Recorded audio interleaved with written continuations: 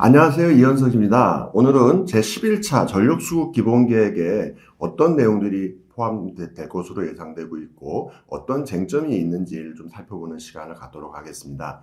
전력수급 기본계획은 우리나라의 발전소, 송전탑 등 모든 전력과 관련한 모든 계획들이 종합되는 계획이고 2년마다 한 번씩 수립되고 있습니다. 원래는 작년도 연말에 관련한 실무안이 발표될 예정이었는데요. 현재는 여러 가지 이유들로 좀 지연되고 있습니다. 그래서 아직 구체적인 안은 나오지 않았습니다만은 언론을 통해서 나오고 있는 이야기들을 전체적으로 종합해보고 11차 전력수급 기본계획에서 우리가 주요하게 살펴봐야 될 내용들이 어떤 것이 있는지 그런 것들을 참고해 보도록 하겠습니다. 일단 먼저 지금 전력수급 기본계획 처음 들어보시는 분들도 많으실 겁니다. 이것이 이제 정부에서 잡는 행정계획인데요.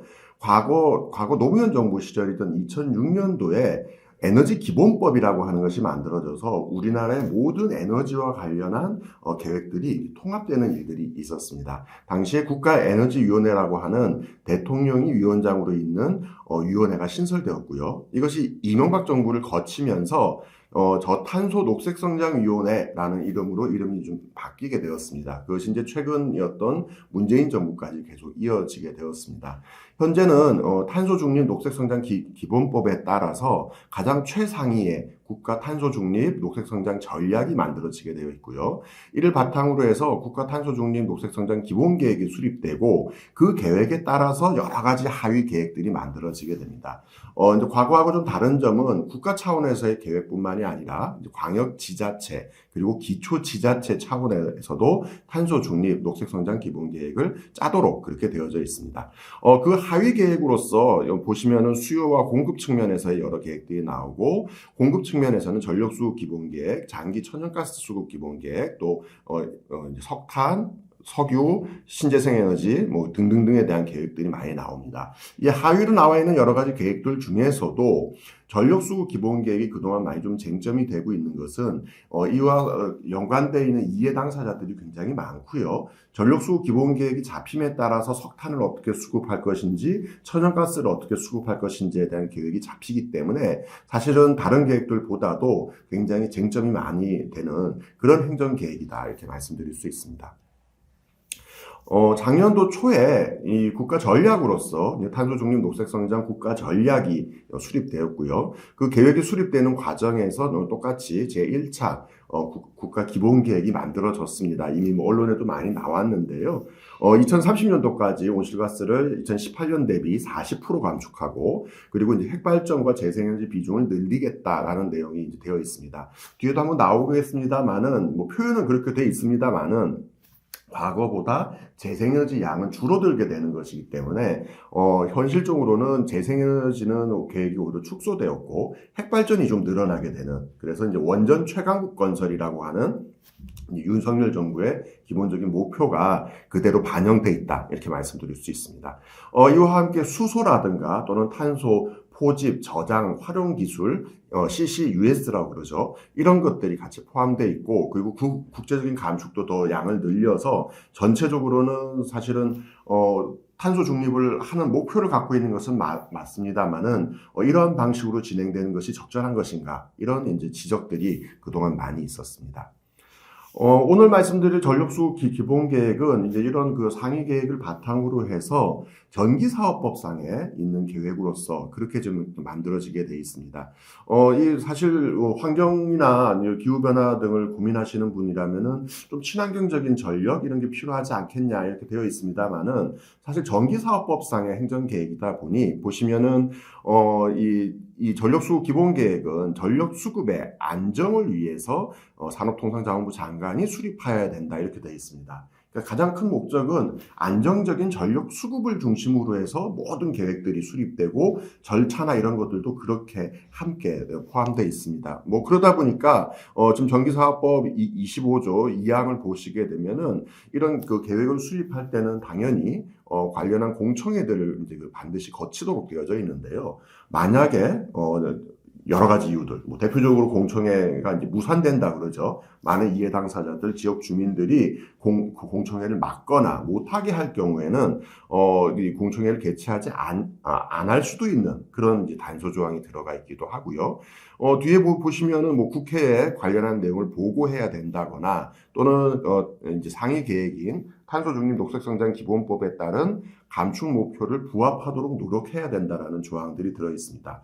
상식적으로 보면 당연한 것이겠죠. 정부의 계획이기 때문에 당연히 국회에 보고도 해야 되고 또는 관련해서 상위 계획이랑 정합성이 일치돼야 되는 부분들이 있겠습니다만은 이런 조항이 들어가게 된 것은 과거에 이렇지 않은 일들이 벌어졌기 때문입니다. 그러니까 국회에 공식적으로 보고하지 않거나 매우 형식적으로만 거의 통보에 가까운 절차를 해서 이제 전력수요 기본계획이 확정되는 일도 있었고요.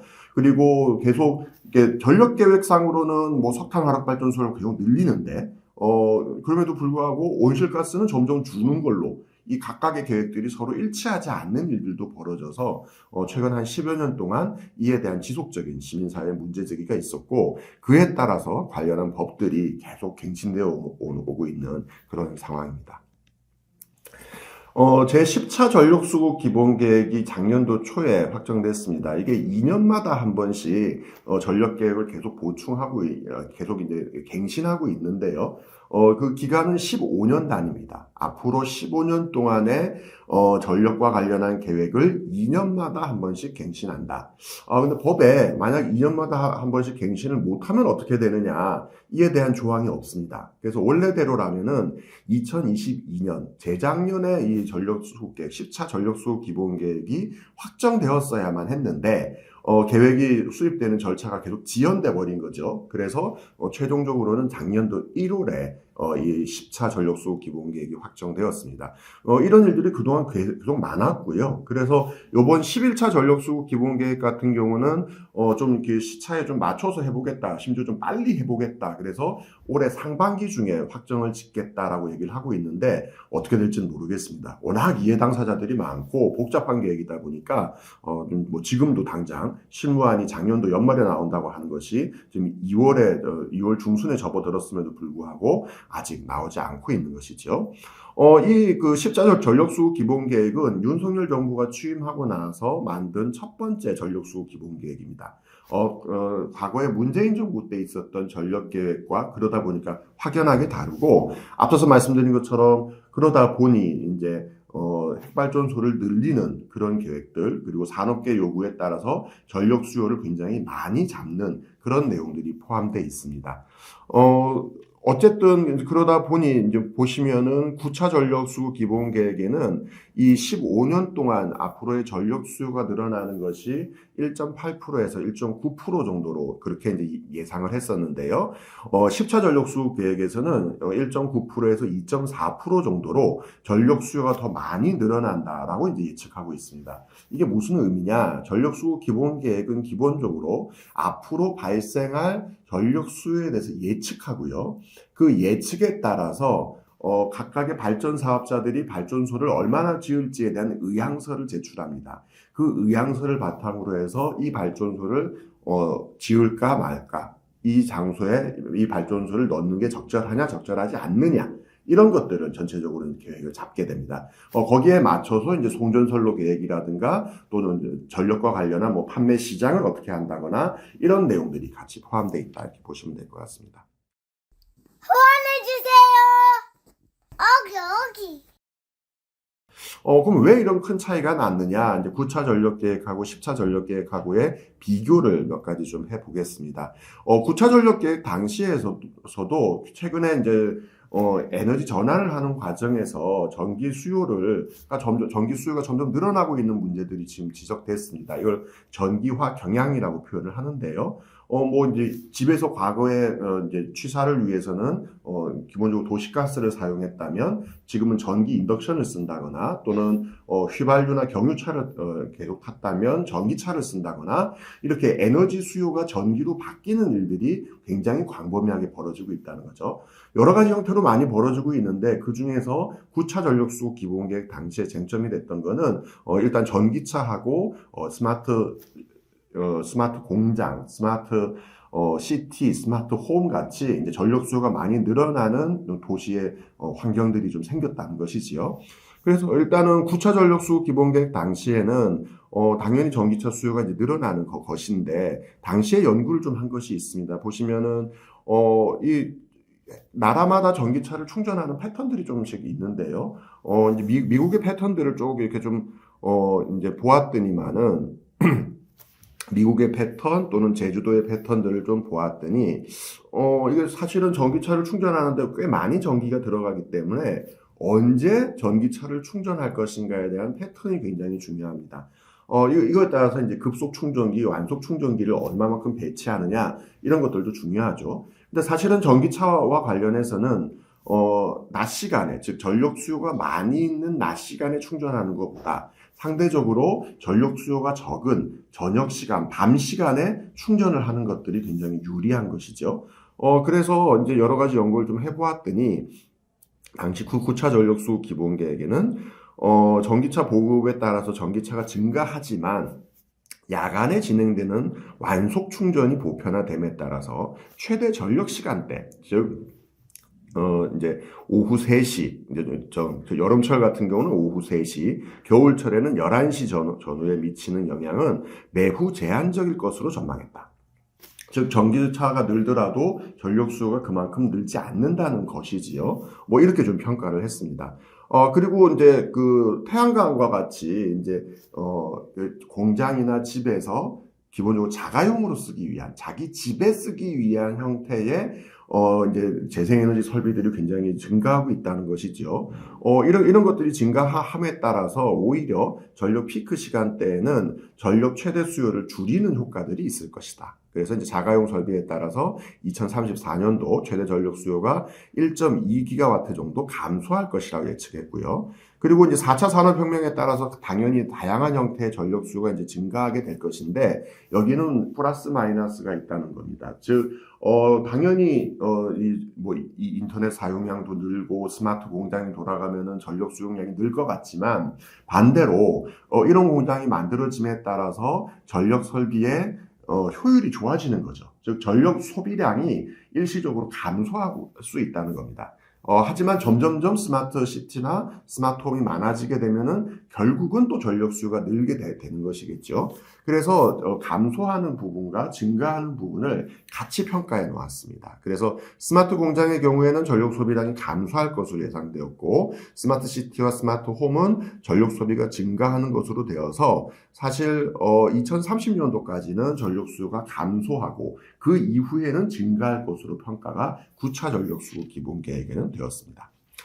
하지만 10차 전력 계획에 오면서 이런 것들이 많이 바뀌었습니다. 10차 전력 계획에서는 전기와 경량과 관련해서는 오히려 굉장히 많이 늘어날 것이기 때문에 전력 수요가 더 많이 있을 것이다 예상을 했고 특히나 데이터 센터와 관련해서는 점점 데이터 센터가 증가함에 따라서 전력 수요가 급증할 것으로 그렇게 예상을 하고 있습니다. 이 데이터 센터 같은 경우는 또 1년 365일 24시간 가동돼야 되기 때문에 그냥 계속 전기를 쓰는 것이죠.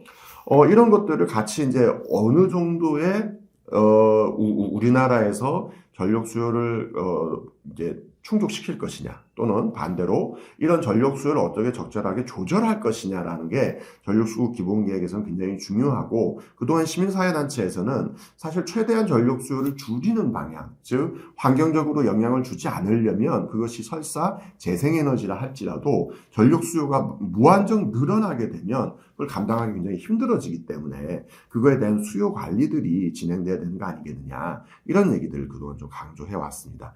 또 하나는 이 그 데이터 센터 집중과 관련해서는 새로운 쟁점이 최근 부각되고 있는데요. 이들 데이터 센터가 수도권에 집중되고 있다는 겁니다. 수도권은 지금도 인구가 많기 때문에 굉장히 많은 전력 수요가 있습니다. 그래서 송전솔로가 집중되는 그런 문제들이 그동안 지적되어 왔는데요. 거기에 추가해서 데이터 센터까지 수도권에 집중이 돼버리니까 수도권에 이 전기를 공급하기 위해서 어마어마한 또 송전솔로가 필요한 것이죠. 이런 것들이 같이 이제 10차 전력 계획에서는 중요한 쟁점으로 부각되고 있습니다. 그래서 10차 전력 계획의 경우에는 아까 말씀드린 것처럼 과거의 9차 전력 계획하고는 조금 다른 그런 이제 내용들이 잡혔는데요. 제일 대표적으로 많이 언급되고 언론에서 지적했던 것이 재생에너지 비중이 2030년도 30.2%로 잡혀 있었던 것이 2030년도에 21.6%로 대폭 줄어들었습니다. 약 한 10%포인트 정도 감소한 것을 볼 수 있고요. 반면 핵발전 비중은 2030년도 23.9%에서 32.4%로 증가했습니다. 여기에 이제 최근까지도 언론에 지적이 좀 됐었던 신한울 3, 4호기, 경북 울진에 지어지는 신한울 3, 4호기 계획이 새롭게 추가되었고요. 그리고 고리, 월성, 그리고 영광에 있는 한빛, 울진에 있는 한울 등 수명이 만료되는 모든 핵발전소를 수명 연장하는 계획이 지금 현재 포함되어 있습니다. 그래서 이제 오른쪽에 있는 표를 보시면 붉은색으로 되어 있는 핵발전 비중이 과거보다 증가하고 있는 것을 보실 수 있고요. 석탄의 경우에는 큰 틀에서는 뭐 줄어들고는 있습니다만은 사실 10차 전력 계획에서 있었던 것과 크게 차이가 나지 않습니다. 반면 이제 LNG의 경우에는 일부 증가했고요. 그리고 재생에너지는 일부 감소하는 형태를 보이고 있습니다. 이런 상황에서 이제 시간이 좀 지났죠. 최근 전력 수요 관련한 것을 잠깐 좀 설명드려 보면은, 우리가 이제 보통 선진국의 경우에는 전력 수요가 어느 정도 이상 피크치에 도달하게 되면은 더 이상 증가하지 않는 추세, 증가하더라도 굉장히 미미한 상태를 유지하거나 심지어 나라에 따라서는 적극적인 수요 관리를 통해서 이 전력 수요가 감소하는 나라들이 생기고 있습니다. 근데 한국의 경우에는 2018년도에 전력 수요가 피크를 한번 기록한 적이 있었는데요. 그 이후에 2019년도 감소했었고 20년도에는 코로나19의 영향으로 전력 수요가 감소했습니다. 하지만 코로나19가 끝나고 나서 2021년도와 2022년 두 해에 거쳐서 지속적으로 전력 수요가 증가하는 일이 벌어졌습니다. 그 사이에 이제 전체적으로 이 전력 수요가 늘다 보니까 당연히 발전소를 더 짓는 일들이 벌어진 것이지요. 그래서 이제 재생에너지의 경우에는 최근 10년 사이에 약 1.6배가 증가했고요. 특히나 태양광 풍력의 경우에는 굉장히 급증하는 한 16배 가까운 증가가 있었습니다. 그럼 이 신재생과 이 태양광 풍력은 뭐가 다른 거냐? 이제 보통 우리는 붙여서 신재생에너지라고 부릅니다만은 사실은 중간에 점이 하나 있습니다. 신에너지와 재생에너지인 거죠. 신에너지에는 수소의 에너지와 같은 사실은 재생에너지와 상관없는 새로운 종류의 에너지도 같이 묶여 있습니다. 같이 친환경이라고 자꾸 표현되고 있는데요. 엄밀하게 얘기하면 태양광과 풍력 같은 재생에너지가 구체적인 이제 친환경 에너지로 불릴 수 있는 것이고요. 그리고 지난 10년간을 놓고 본다면은 재생에너지만 늘어난 것이 아니라 석탄 화력, LNG, 핵발전 모두 증가하는 추세다. 현재 우리나라의 추세는 전력 수요도 증가하고 재생에너지, 석탄, 가스, 핵발전 모두가 증가하는 추세로 되고 있어서 사실 전력 수요를 어느 정도 동결시키고 그리고 석탄을 줄이고 재생에너지를 늘리는 정말로 에너지 전환이 만들어져야 되는데 아직 그러한 것으로까지는 제대로 연결이 안 되고 있는 그런 상황입니다. 자, 여기서부터는 이제 앞으로 지금 11차 전력수급 기본계획을 논의함에 있어서 쟁점이 될 만한 사안들을 몇 가지 좀 살펴보도록 하겠습니다.